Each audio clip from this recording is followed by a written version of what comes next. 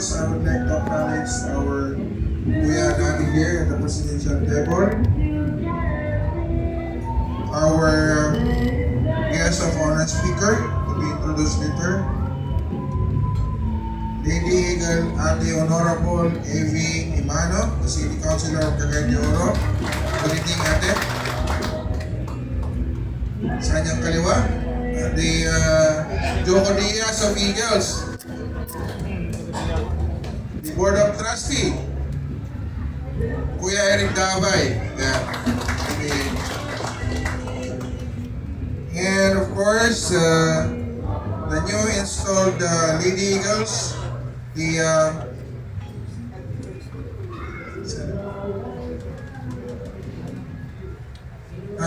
CDO, Golden CDO, Horizon Lady Eagles Club, Ate Ana Bonita Balaba, and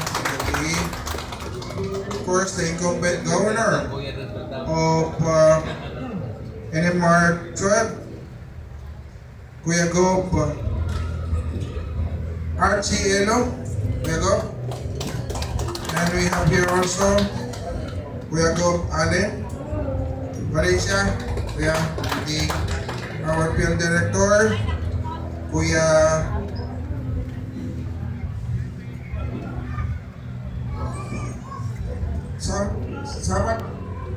Samas. And of course, the Rossi director, Kuya Adrian Tagam, to all the club president on the sub-presidential table, mga Kuya Ate Bonso, Friends of Eagles, may gabi sa inyo tanan. Thank you so much for inviting me to officiate this very momentous event. And I would like to thank your past governor, Kuya Eric Dabay. Makulit kasi ito eh. Sabi ko, kaya mo na yan kasi Lady Eagles naman yan. Sabi niya, mas maganda kuya pagka ikaw mag-install sa mga Lady Eagles ko. Hindi ko siya pwedeng hindian. Kasi, of course, matagal na kayo magkasama yan. Since na naging agila ako, at kasama ko yan, na nagparami ng agila sa Luzon. Palakpakan po natin ang ating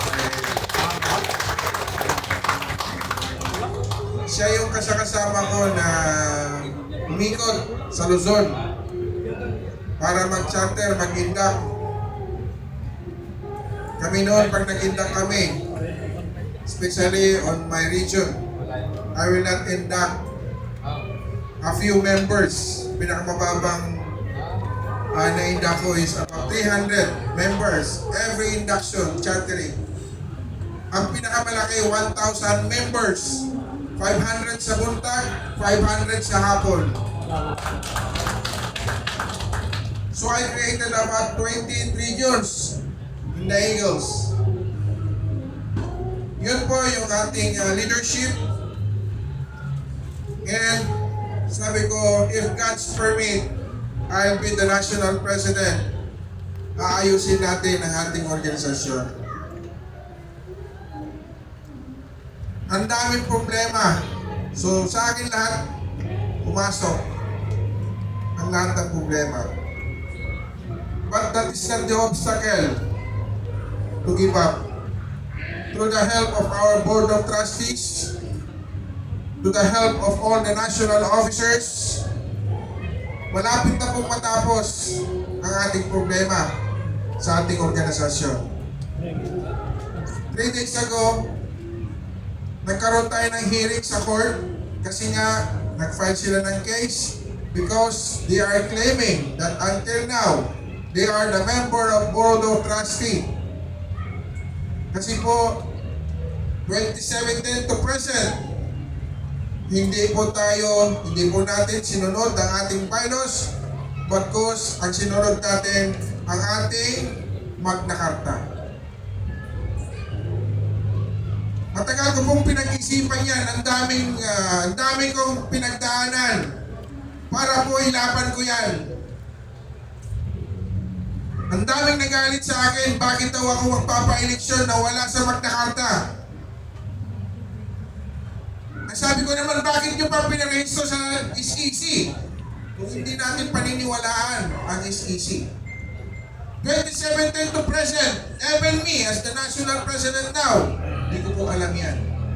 Because, naano lang tayo dun sa ating Magna Carta. I consulted more than 100 lawyers para lang malaman kung totoo ba itong na kailangan ba tayo magpa-eleksyon ng June 15.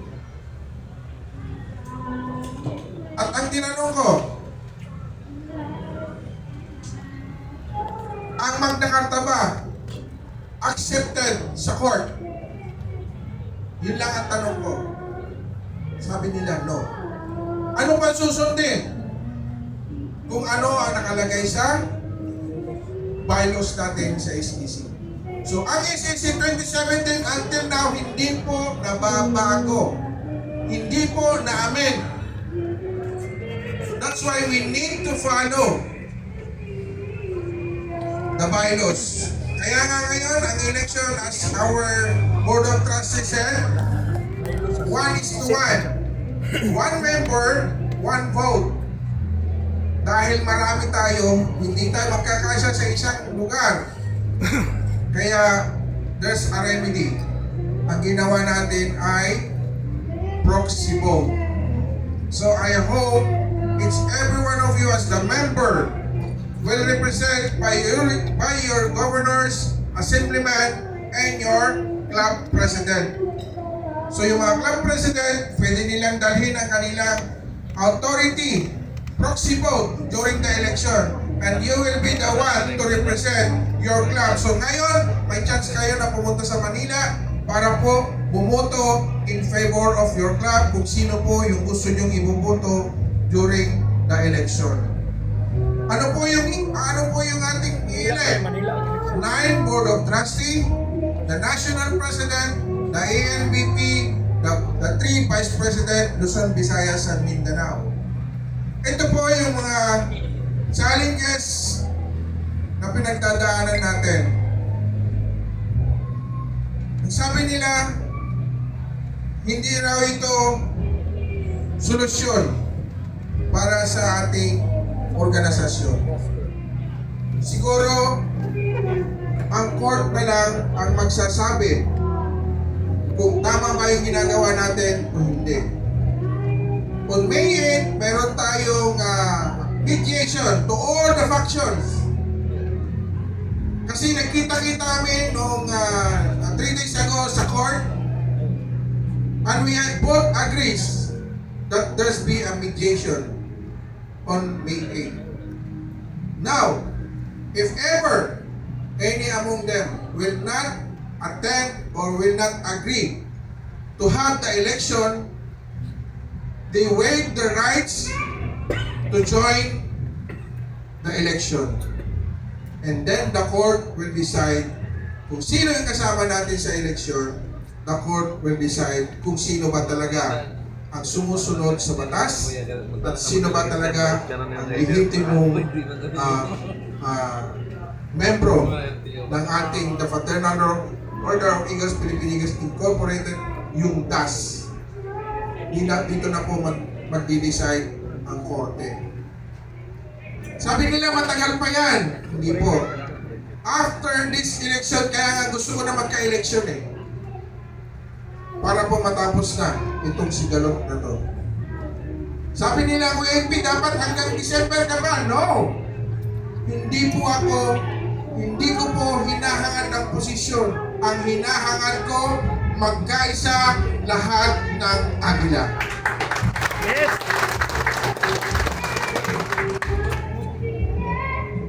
Pagtapos ng term ko, dapat hanggang December. Hindi ko po yun hinahabol.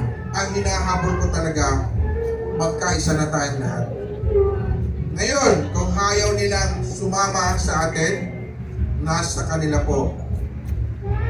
Ang korte na lang ang mag-decide para sa kanila. Actually, ang dami ng mga mensahe against us. They will not join. Okay, fine. Kahit tayo lang po mag-i-eleksyon, wala pong problema. Mas pabor po yan. Kasi ang korte na ang nag-intervene para po magkaisa na itong ating brother.